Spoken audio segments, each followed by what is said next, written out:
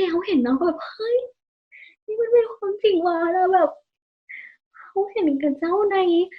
โทรทัศน์แล้วเขาติดตามกับเจ้ามาตลอดเลยโอ้ยกับเจ้าแล้ว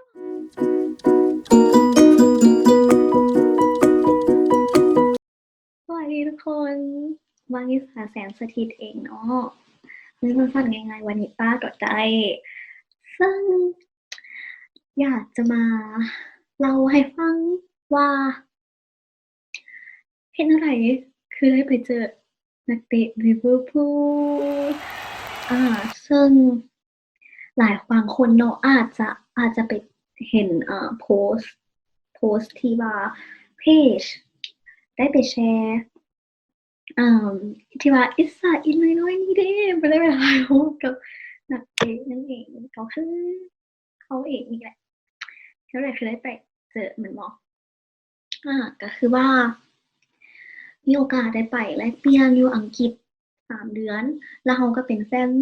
ลิเวอร์พูลและแฟนลิเวอร์พูลอยู่แล้วเนาะก็เลยโอ้ยเขาต้องไปเจอให้ได้แล้วก็คือว่ามื้อนัดมื้อที่ว่าทุกๆมื้อเป็นโฮมแมตช์นะหรือว่านัดเย้านัดเย้าเนาะนักเตะลิเวอร์พูลน่ะจะไปพักอยู่โรงแรมหนึ่งในลิเวอร์พูลก็คือ Hope Street Hotel เนาะ Hope Street Hotel นั่นเองเขาจะไปพักอยู่นั่นก่อนมื้อที่ว่าเตะหั้นน่ะในตอนเช้าอะนะก็เจ้าจะต้องออกมาย่างประมาณ10-15นาทีแล้วมันจะมีเป็นแบบเป็นเสาแบบว่าเป็นอันนั้นเลยเดะเป็นแถวคนแบบไปท่าเลยเดะก็เจ้าคือแบบตอนที่ว่าเขาเจ้ากลับมาจากการย่างอะนะแล้วเวลาสิเข้าโรงแรมนะคือจุดนั้นมันสร้างให้เพื่อคนได้ถ่ายรูปแล้วก็ได้เซ็นนำได้ขอลายเซ็นนำก็คือว่าที่จริงไปเนาะ ก็คือบ่ได้คาดหวังหยังเลยแล้วบังเอิญเพราะว่าเฮ้ยเราไปเห็นแบบเห็นวิดีโอนำว่าเฮ้ยบางคนเขาเจ้าไปแล้วเขาเจ้าก็เจอแท้หยังซี้นะเห็นวิดีโอก็เห็นในยูทูบนี่แหละแล้วก็อันไปเซิร์ชๆเบิ่งว่าอันเฮ็ดจั่งใดคือได้เจอหยังซี้นะก็อ้าวลองไปเบิ่งไปเออแล้วมื้อนั้นน่ะก็จะออกมาตอนเช้าๆเนาะแล้วมื้อนั้นน่ะมันเตะตอนสวย12:30อะต้องออกมาประมาณ7:00 8:00นะก็ต้องแบบมาทั้งทีก็ต้องแบบเอาเว้ยแล้วก็ตื่นไปแล้วอาจจะย้อนว่ามันเป็นตอนเช้านำคนก็เลยบ่ค่อยหลายแล้วแบบคนที่อยู่ประมาณก็คือเมืองนั้นก็คือสิแบบเมืองลิเวอร์พูลก็คือแบบเบื่อแล้วอะนะคือสิเห็นตลอดชีวิตแล้วมั้งอันก็เลยคนบ่ค่อยหลายไปก็เราก็ตัวน้อยแหน่ก็เลยได้อยู่แถวหน้าแล้วก็ให้อยู่นำลูกกับเจ้าอย่างงี้ด้วยก็เลยได้อยู่แถวหน้าบัดนี้โอ้โฮเขาก็คนทึ่งเลยแล้วแล้วแบบหน้าที่ทำอิฐที่ว่าเห็นคนทำอิฐบ่ชื่อว่าไผเอาออกมาก่อนแต่ว่าแบบบ่แม่นคนดังปานใดแต่ว่าแค่เขาเห็นเนาะก็แบบเฮ้ยนี่มันเป็นความจริงว่ะแล้วแบบเขาเห็นกับเจ้าในโทรทัศน์แล้วเขาติดตามกับเจ้ามาตลอดเลยโอ้ยกับเจ้าแท้ว่ะสินะมันมันเป็นอิหยังที่ว่าโอ้โฮแบบมื้อนั้นน่ะจิตใจแบบปลื้มปริ่มมากเอ่อ โอ้โฮพีกของพีกแบบที่บ่คิดว่ามันจะขนาดนี้แบบบ่คิดว่ามันจะได้มาเซลฟีนั่นเองเซลฟีก็คือแบบเฮ้ยเราโตเนาะโอเคเริ่มมีคนออกมาเริ่มเห็น Salah Firmino Mane Klopp Alisson โอ๊ยคนทั้งหลายหลายๆทั้งปวงแบบ OMG หัวใจเต้นแบบเกิดแบบน้ำตาซึมโคตรตลกเลยแล้วบัดนี้จั่งใดต่อก็ก็ออกไปก่อนเนาะออกไปเวลาเขาเจ้าออกมาเขาเจ้าก็จะมีแต่ยกมือบ๊ายบายหยังซี้บางคนก็แล่นไปเลยหยังซี้นะแล้วก็ไปย่างประมาณ10-15นาทีเขาเจ้าออกมาคืนแล้วบัดนี้บ่แม่นออกมาคืนกลับมาเพื่อเข้าโรงแรมทุกคนก็เรียงแถวต่อหน้าโรงแรมเลยเนาะมันก็จะมีราวกั้นแหละอ่าแล้วก็คนก็ย่างมาแล้วคือวันนี้อ้าวโอเคเสียดายโอเคที่ได้เซลฟีมาก็คือบ่แม่น Van Dijk Klopp แล้วก็Salah เนาะที่จริงอะมัก Mane เป็นพิเศษได้แต่ว่าบังเอิญก็คือว่า ที่จริงมานี่มันย่างมาก่อนแล้วสิฮอดเฮาแล้วแต่ว่ามานี่คาไปถ่ายรูปกับแบบเซ็นให้กับหยังกับคนที่มาก่อนหน้าเฮาสินะคนก่อนหน้าเฮาแล้วบัดนี้ซาร่าบังเอิญมาพอดีแล้วมันเฮากำลังถ่ายซาร่าอยู่แล้วมานี่ก็ไปเสียดายหลายแต่ว่าแค่นี้ก็ภูมิใจแล้วเนาะโอเคเดี๋ยวเล่าลงรายละเอียดหน่อยหนึ่งเอ่อเฮ้ยก็เจ้าย่างกลับมาแล้วเนาะแต่ละคนก็ค่อยๆค่อยๆย่างมาเขาเจ้าโคตร friendly เลยแบบเขาเจ้าคือสิฮู้ว่าเวียกกับเจ้าแม่นแบบนี้หั้นนะแม่นญ้อนแบบนี้ แม่นแบบต้องเฮ็ดสิ่งนี้อย่างซี้นะคือเป็นหน้าที่หนึ่งในหน้าที่ที่เขาเจ้าต้องเฮ็ดแน่นอนในฐานะนักเตะบาสอิหยังซี้ก็เลยเซ็นถ่ายรูปแล้วที่เราได้3คนที่เราได้อะนะ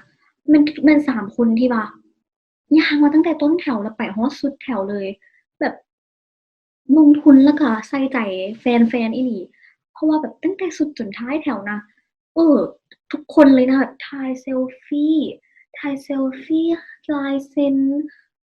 อย่างเลยแบบทุกคนที่อยู่นั่นแล้วทุกคนลองคิดเบิ่งทุกๆอาทิตย์ที่มี home match ก็จะต้องเฮ็ดแบบนั้น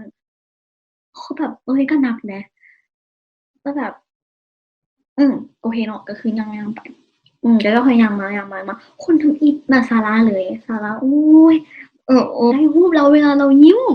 โอ้น่ารักโคตรๆเลยเนาะตามนี้เลยถ้าแบบตามนี้ตามนี้เลยอา แบบโคตรน่ารักยิ่งแบบfriendly อีหลีเหมือนที่เราเคยได้ยินนั่นแหละว่าซาร่าดีจั่งซี้นะแล้วก็ต่อมาวันใด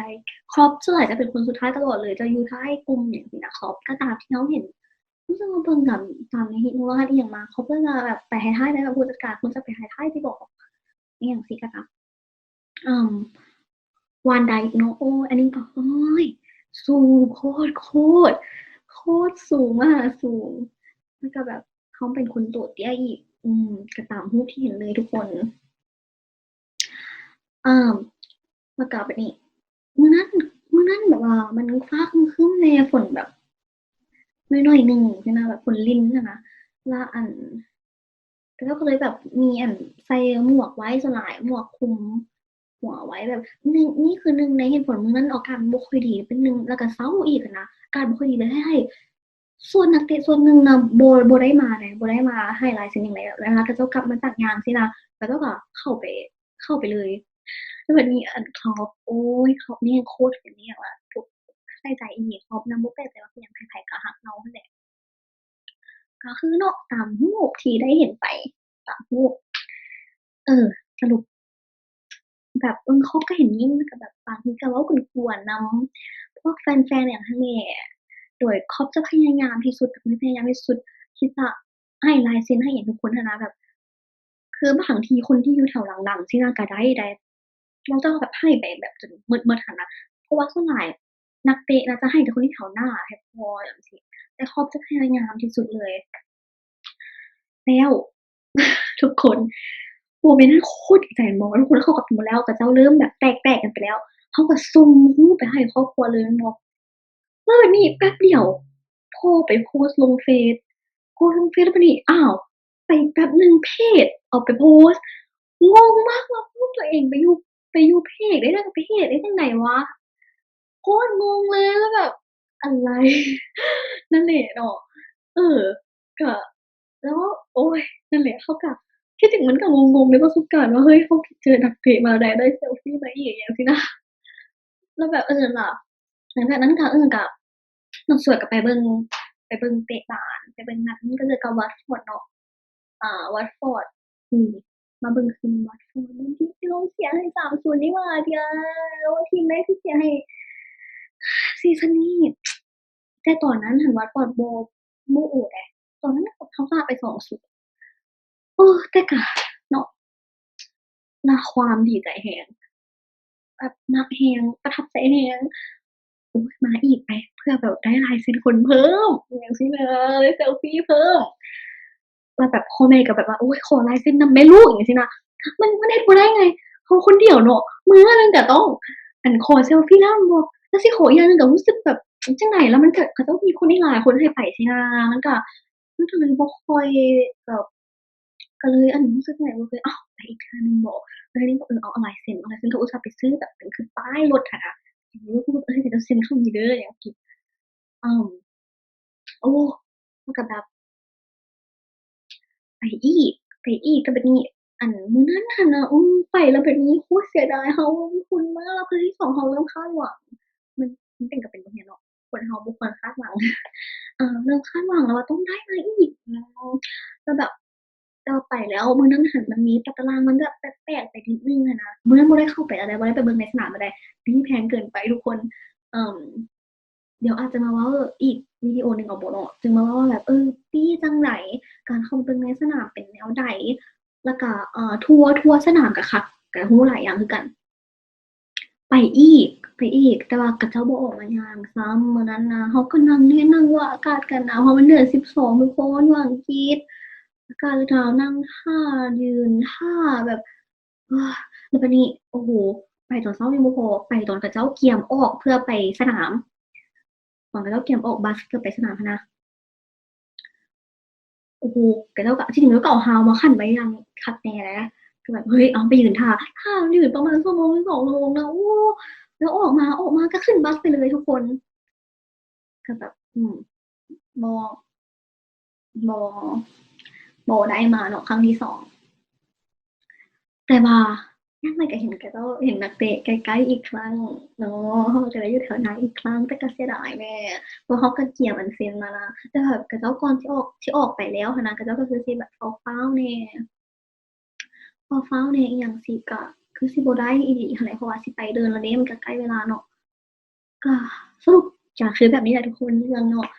ว่าเป็นหยังคือได้ไปเจออิหยังซี้นะแบบเสียเงินบ่บางคนถามเดะบ่ได้เสียเลยเนาะทุกคนแล้วเสียสุดอีกสำหรับการเจอนักเตะการได้ถ่ายรูปนี่นะแต่ว่าการเข้าไปเบิ่งในสนามก็ต้องเสียอยู่แล้วเนาะถ้ามีคำถามหยังก็ถามมาได้เนาะแล้วถ้ามีคนถามหลายๆคำถามคือกันบ่อิหยังซี้นะก็เดี๋ยวจะมาเฮ็ดวิดีโออีกอันหนึ่งก็ได้ถ้าอยากเฮ็ดวิดีโอทัวร์บอกวิธีเข้าไปเบิ่งสนามอันเป็นจั่งใดอิหยังซี้นะโดยแล้วมาพบกันใหม่ในวิดีโอต่อไปถ้าวิดีโอนี้ดีหรือว่าม่วนหรือว่าอยากฟังเรื่องราวใดอีกจากวานิสาหรือวานิต้าเนาะก็กดไลก์กด Subscribe แล้วก็กดแชร์ให้แหน่เด้อ